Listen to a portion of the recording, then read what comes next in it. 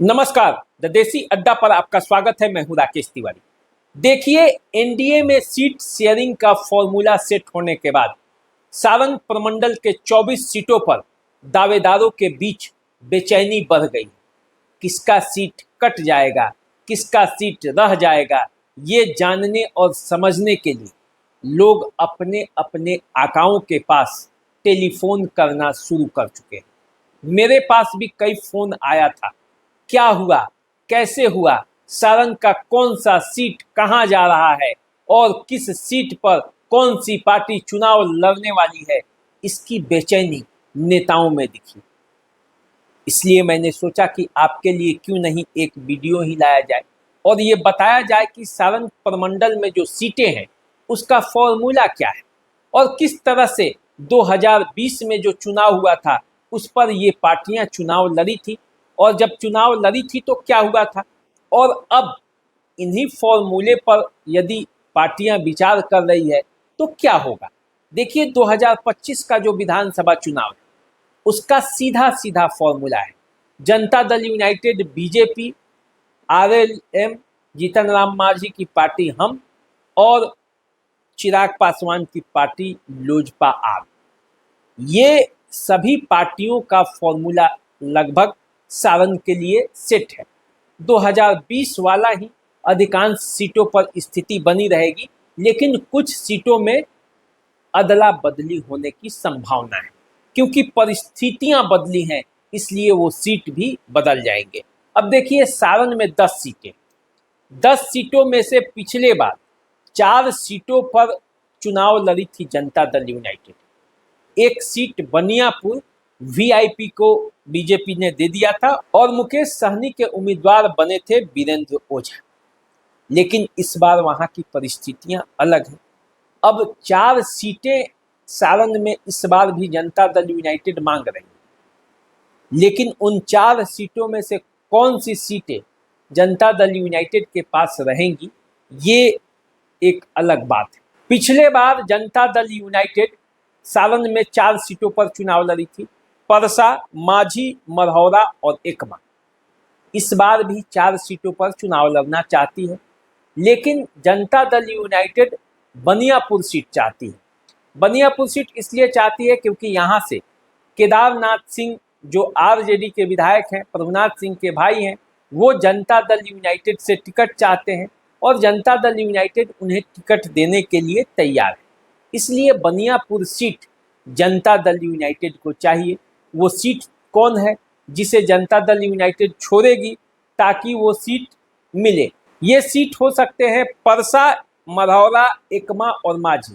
इन 4 सीटों में से कोई एक सीट तो छोड़ना पड़ेगा, तब ना बीजेपी वहां से उम्मीदवार उतारेगी और अपना सीट वापस लेगी, क्योंकि 6 सीटों पर पिछले बार यहाँ से चुनाव लड़ी थी बीजेपी और 6 में से एक सीट बनियापुर उसने वीआईपी को दिया था। तो वीआईपी अब तो है नहीं, लेकिन वो सीट तो बीजेपी की थी, तो इसलिए अब बीजेपी एक सीट और सारंग में लेना चाहेगी। तो वो सीट कौन होगा? तो वो सीट वही होगा जिस पर जनता दल यूनाइटेड पिछली बार चुनाव लड़ी थी, माझी, परसा, मरहौरा, एकमा। तो अब ऐसे में देखा जाए तो जनता दल यूनाइटेड की जो सीट है उसमें सबसे ज़्यादा जो खतरा है वो माझी पर है और एकमा पर है। माझी और एकमा, इन 2 सीटों में से कैसे इन पर खतरा है इसकी चर्चा करते हैं। देखिए, माझी में बीजेपी के प्रबल दावेदार राणा प्रताप सिंह उर्फ डब्लू सिंह चुनावी मैदान में उतरकर प्रचार कर रहे हैं, क्योंकि बीजेपी के नेतृत्व से उन्हें आश्वासन मिला है कि इस बार उन्हें टिकट मिलेगा।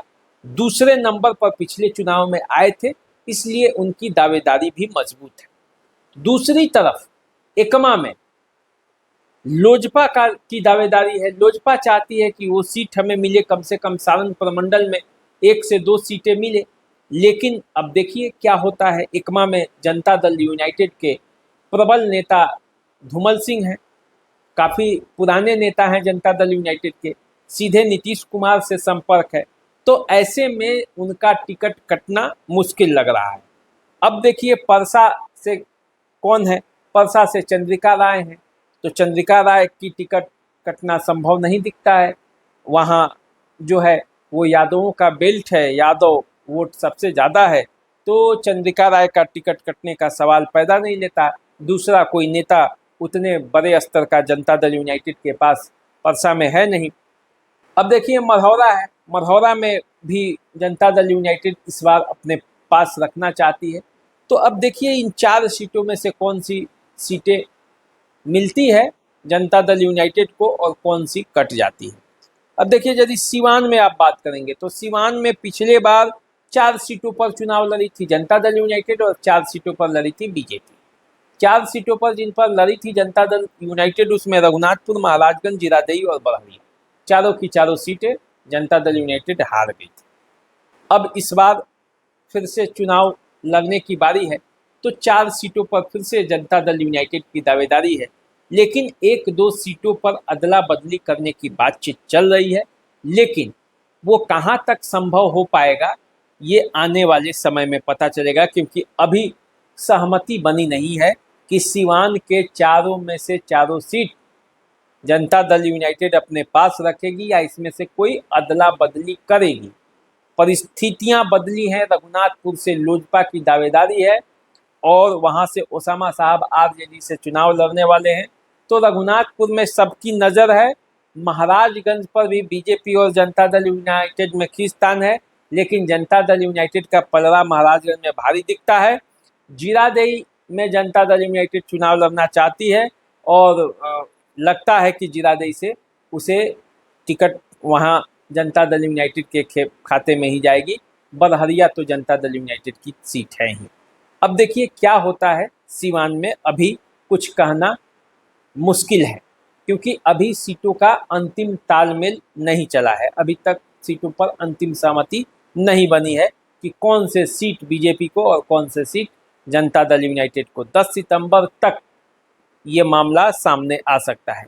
अब देखिए गोपालगंज में भी वही स्थिति है। गोपालगंज में पिछला चुनाव में कुचायकोट, भोरे और हथुआ जनता दल यूनाइटेड लड़ी थी। इस बार भी संभवतः इन्हीं सीटों पर जनता दल यूनाइटेड की दावेदारी है। बैकुंठपुर को लेकर मनजीत कुमार सिंह दावा कर रहे हैं और उनकी दावेदारी है कि ये उनकी विरासत वाली सीट है, तो उनकी दावेदारी है। लेकिन जो परिस्थितियां हैं बीजेपी और उनके बीच, जो जनता दल यूनाइटेड के बीच जो सीटों का समझौता हुआ है, तो आखिर सीट आएंगे कहाँ से जब कोई सीट दिया नहीं जाएगा। तो आधा सीट तो कम से कम हर जिले में मिलेगा भाजपा को और आधा सीट जनता दल यूनाइटेड को, तभी तो जाकर आधे आधे पर बात बनेगा।